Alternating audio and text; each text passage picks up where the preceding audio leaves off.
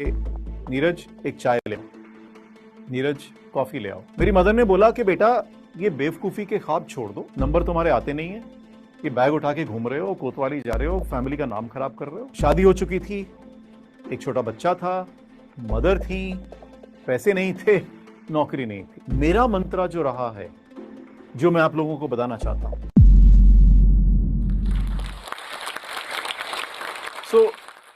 मैं चाहता हूं कि आप एक ऐसे इंसान के बारे में सोचें जो एक बहुत बड़ी, बहुत अच्छी कंपनी का सीईओ है या कंपनी का ओनर है, कंपनी चलाता है, जिसके हर एक्शन से कई लोगों के करियर बनते या बिगड़ते हैं, जो हजारों करोड़ों रुपए का बिजनेस चला सकता है। ऐसा इंसान बनने के लिए क्या स्किल, क्या क्वालिटी, क्या मंत्रा चाहिए किसी के? मैं चाहता हूं कि आप 1 मिनट के लिए पॉज करें और अपना जवाब कमेंट सेक्शन में टाइप करें। आप सोच रहे होंगे ये कौन है जो हमसे ये सवाल पूछ रहा है। मैं हूं नीरज खन्ना। मैं एक एंटरप्रेन्योर हूं, कुछ कंपनीज चलाता हूं, एक इन्वेस्टर हूं, कुछ कंपनीज में इन्वेस्ट किया हुआ है। अपने करियर में मैंने कई कंपनीज बनाई हैं, बेची हैं, मर्ज करी हैं। कई कंपनीज में सीईओ रहा हूं, सीईओ रहा हूं, काफी बड़ी पोस्ट के ऊपर मैंने काम किया है। आज मैं आपको ये बताना चाहता हूं कि वो क्या स्किल है, वो क्या ट्रेट है, वो क्या मंत्रा है जो हर किसी में है। आप चाहें तो आप भी यूज कर सकते हैं। जो मोस्ट कॉमन आंसर मुझे मिलता है इस सवाल का, वो है इंटेलिजेंस। हमको इंटेलिजेंट होना चाहिए। वो है एजुकेशनल क्वालिफिकेशन। हमारे पास बड़ी डिग्री होनी चाहिए। हम आईआईटी नहीं गए, हम आईआईएम नहीं गए, हम हार्वर्ड नहीं गए, हम बाहर नहीं पढ़े, तो हम ये काम नहीं कर सकते हैं। और मैं आपको ये दिखाऊंगा अपनी अपनी स्टोरी से कि मेरे पास ये कुछ नहीं था, तो फिर मैंने कैसे किया। मैं दिल्ली में पैदा हुआ, करोल बाग में रहा, एक 2 कमरे के फ्लैट में। मेरे माता पिता दोनों सर्विस क्लास, बहुत ही मिडिल क्लास लोग थे। मेरी मदर स्कूल में टीचर थी। मेरे फादर इंडियन एयरलाइंस में काम करते थे, जो अब एयर इंडिया है। मैं मोस्टली उसी स्कूल में गया जहां मेरी मदर टीचर थी, क्योंकि फीस माफ थी, तो स्कूलिंग सब फ्री रही। पर स्कूल में बड़े होते हुए मेरे को हमेशा ये लगता था कि मुझे एक बड़ा आदमी बनना है। कैसे बनना है नहीं मालूम था, क्योंकि मैं पढ़ाई में बहुत अच्छा नहीं था। तो मुझे लगता था कि अगर मैं पढ़ाई में अच्छा नहीं हूं तो मैं कैसे करूंगा। और माँ बाप कहते थे अगर तुम पढ़ाई में अच्छे नहीं हो तो बड़े होके खीरे बेचोगे, तो उससे बड़ा टेंशन होता था। तो मेरे फादर इंडियन एयरलाइंस में काम करते थे, अच्छी पोजीशन पे काम करते थे। उनको एक गाड़ी लेने आती थी, उसमें एक ड्राइवर था। उस ड्राइवर को मैं देख के सोचता था कि ये काम तो मैं कर लूंगा। अगर मैं बड़ा होके ड्राइविंग स्कूल ज्वाइन कर लूंगा तो ड्राइविंग तो सीख लूंगा और मैं भी कहीं ड्राइवर बन जाऊंगा, तो और कुछ नहीं होगा तो खीरे तो नहीं बेचूंगा। और इस सब के बीच में पढ़ाई में अच्छा नहीं था, पर अंग्रेजी में अच्छा था मैं। और मुझे लगता था कि मैं जर्नलिस्ट बन जाऊं। तो मैं टीवी में जो न्यूज रीडर्स होते थे उनको बहुत ध्यान से सुनता था, इंग्लिश के भी हिंदी के भी, कि मैं किसी तरह जर्नलिस्ट बन जाऊं, इसके पीछे क्या होता है। और 9वीं तक आकर, 9th क्लास तक आकर मैंने न्यूज़पेपर्स, मैगजीन्स, टीवी में अप्लाई करना शुरू कर दिया। और 10वीं में मेरे को दिल्ली में एक कंपनी थी, इंडिया टुडे, आज भी चलती है, मैगजीन चलाती है, कनॉट प्लेस में था उनका ऑफिस, एफ ब्लॉक में। वहां पर मेरे को ट्रेनी की नौकरी मिल गई और मुझे लगा लाइफ बन गई, अब तो मैं जर्नलिस्ट बना ही बना। तो जर्नलिज्म के लिए मैंने ट्रेनिंग शुरू कर दी। इंडिया टुडे के ऑफिस जाता था, 1 हफ्ता, 2 हफ्ता, 6 हफ्ता, 10 हफ्ता। मेरा काम बस यही रहा कि नीरज एक चाय ले आओ, नीरज कॉफी ले आओ, नीरज मैं खाना नहीं लाया, नीचे से एक सैंडविच ले आओ, नीरज आज एक मीटिंग है तो मीटिंग रूम को रेडी कर दो। तो मैं जाके मीटिंग रूम साफ करता था, पानी के ग्लास लगाता था। मुझे लगता था अच्छी तरह करूंगा तो ये लोग मुझे रिकग्नाइज करेंगे और मुझे भी जर्नलिस्ट बना देंगे। तो फिर मेरे एक बॉस थे, वो बहुत सीनियर फोटोग्राफर थे। उनको एक दिन मैंने बोला कि सर, 8 हफ्ते हो गए, 10 हफ्ते हो गए, मैं टेबल साफ करता ही जा रहा हूं, तो मैं जर्नलिस्ट कब बनूंगा? उन्होंने बोला बेटा ऐसा है, आज बंगला साहिब गुरुद्वारे के बाहर एक रैली है, तो वहां मेरे को फोटो खींचनी है, तुम भी आ जाओ। मुझे लगा लाइफ बन गई अब। तो उनका एक बड़ा सा बैग था कैमरा का, मैंने वो कैमरा का बैग उठाया, वो आगे आगे मैं पीछे पीछे। रैली हुई, रैली में कुछ लड़ाई सी हो गई, वहां पर पुलिस आ गई, लाठीचार्ज हो गया, तो मेरे को, उनको और बहुत सारे और लोगों को अरेस्ट करके कोतवाली ले गए।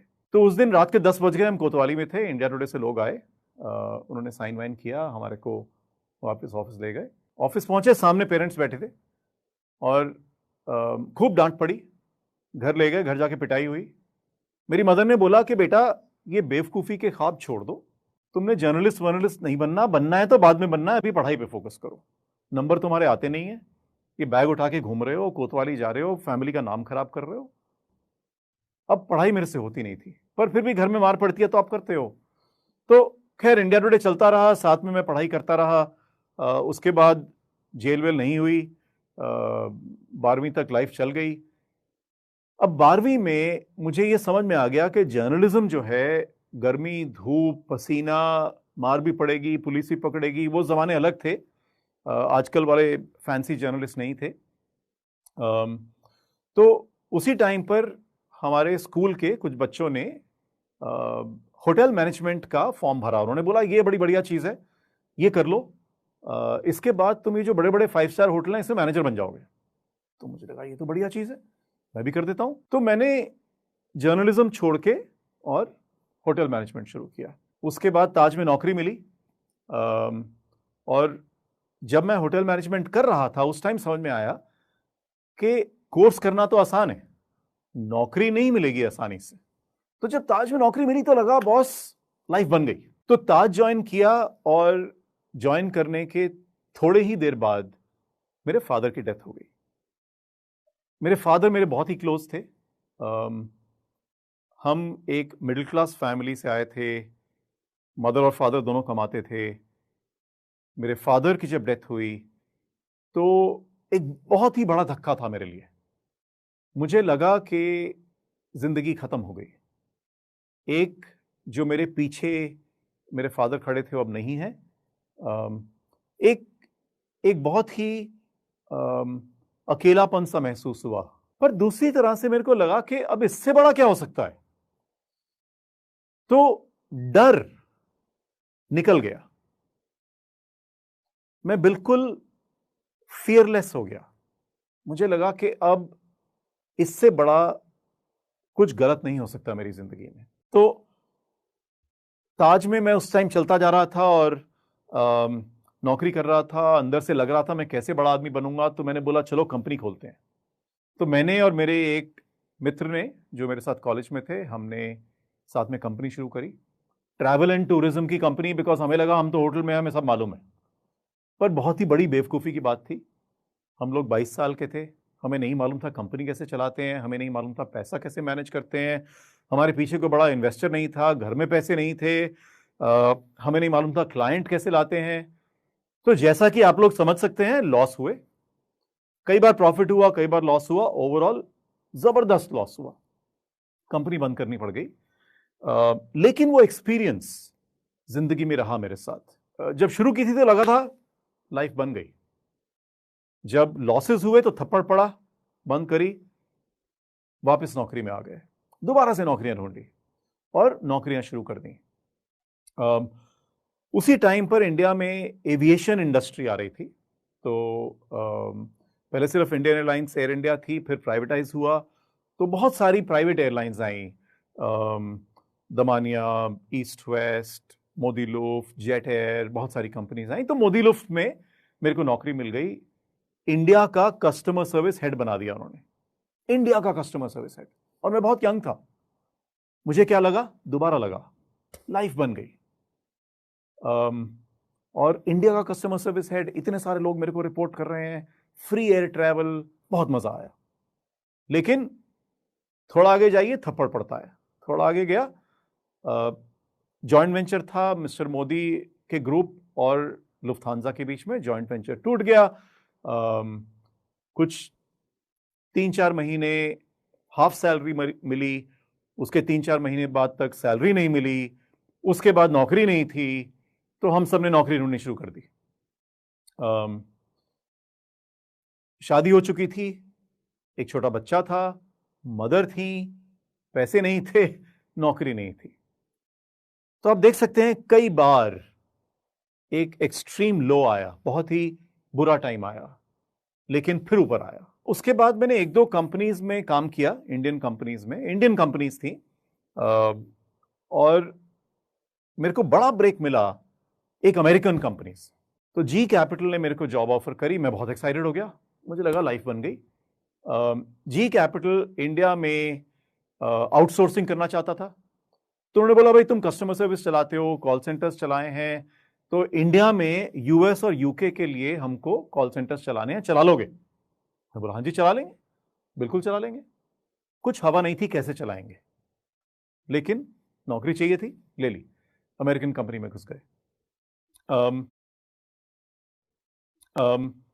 लोग हायर किए और शुरू किया उनका ट्रेनिंग।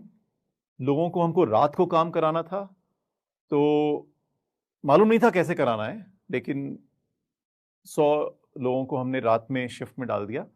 और करीब 11 बजे सिक्योरिटी गार्ड ने आकर बोला कि बाहर में कुछ 200 लोग खड़े हैं, बोल रहे हैं हमारे बच्चे अंदर काम कर रहे हैं, क्या कर रहे हैं, तो बाहर बहुत हंगामा हो रहा है।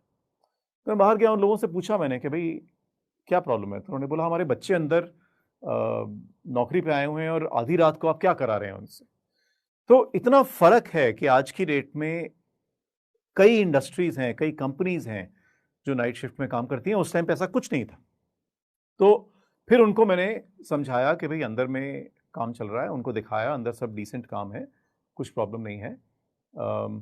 दूसरा प्रॉब्लम आई कि इन लोगों ने बोला, और ये बहुत ही बेसिक प्रॉब्लम्स हैं, आपको बता रहा हूं कि कितनी बेसिक प्रॉब्लम्स को मैंने जूझा, और या हमारी इंडस्ट्री ने जूझा। इन लोगों ने बोला 11 बजे भूख लग रही है, खाना मंगाइए। अब खाना कहां से मंगाए, तो फिर ढूंढा, खाना कहीं से मंगाया। सुबह 3-4 बजे इन्हीं लोगों ने बोला कि हमें घर जाना है, अब घर कैसे जाएं, कोई ट्रांसपोर्ट ऑर्गेनाइज नहीं थी। तो हम में से कुछ लोग जिनके पास गाड़ियां थी छोटी छोटी, हमने लोगों को बिठाया, गाड़ियों में घर छोड़ कर आए।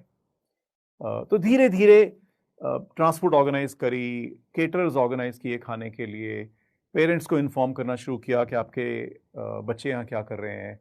कंपनी में फैमिली डे शुरू किया, जहाँ एम्प्लॉयज़ अपने पेरेंट्स को ला सकते हैं, फैमिलीज को ला सकते हैं, और लोगों को ये कन्विंस करना मुश्किल होता था कि आप ऐसी कंपनी में आकर काम कीजिए। लेकिन मुझे ये समझ में आ गया था कि मैं एक इंडस्ट्री बना रहा हूं, तो मैं अपने बॉसेस को, अपनी टीम को, सबको ये समझाता था कि हम एक इंडस्ट्री बना रहे हैं, डोंट गिव अप। ये बहुत ही मुश्किल जर्नी है, पर अगर आप इसमें टिके रहोगे तो आप बहुत अच्छा करोगे, अपने करियर में ऊपर तक जाओगे। लेकिन मुश्किल था वो। जी में मेरे को मौका मिला यूएस जाने का, और काफ़ी देर यूएस में रहा मैं। अमेरिका से वापस आया, इंडिया में जब हमारे को गवर्नमेंट से अप्रूवल्स चाहिए होते थे, तो गवर्नमेंट कहती थी कि हमें तो लगता है कि आप एक बड़ा सा एसटीडी बूथ खोल रहे हैं, आप इतना सारा टेलीकॉम लिंक्स, इंटरनेशनल टेलीकॉम क्यों अपने ऑफिस में चाहते हैं, आप एसटीडी बूथ खोलेंगे। तो हर एरिया में काफ़ी मुश्किल हुई, लेकिन छोड़ा नहीं, लगा रहा मैं। जी सक्सेसफुल हुई, मैं सक्सेसफुल हुआ, बहुत डिमांड हो गई, पॉपुलैरिटी हो गई, फेम मिली, इज्जत मिली। तो 2 चीजें हुई, एक मेरा एम्बिशन और बढ़ गया, दूसरा मैंने सोचना शुरू किया कि क्या किया मैंने अलग, क्यों मुझे ये सब मिला। और तब मैंने ये रियलाइज किया कि मेरा मंत्र जो रहा है, जो मैं आप लोगों को बताना चाहता हूं, वो है थिंक लेस डू मोर। सोचो कम, काम ज्यादा करो। मेरी जिंदगी में जो मैंने आपको इंसिडेंट्स बताए, अपने अपब्रिंगिंग के बारे में बताया, आप लोगों को ये वीडियो कैसा लगा हमें कमेंट करके जरूर बताना, और अच्छा लगा हो तो प्लीज वीडियो को लाइक, शेयर और चैनल को सब्सक्राइब जरूर करना। आज के लिए इतना ही दोस्तों, फिर मिलेंगे एक नए वीडियो के साथ।